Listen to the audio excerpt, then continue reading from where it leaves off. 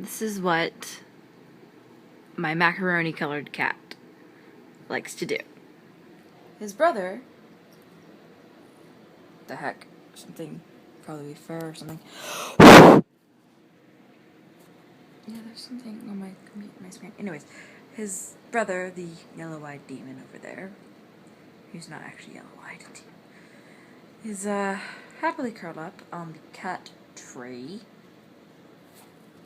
And this little monster decides that, oh, Mama's so intent on her computer, I'm gonna go sit in front of her screen and she won't be able to watch anything I get to be loved on. Isn't that right, Macaroni Cat? Isn't that right? Yes, it is right. And for the record, I don't watch Gossip Girl. It was an episode with a masquerade in it, and I simply adore masquerades. So, no judging.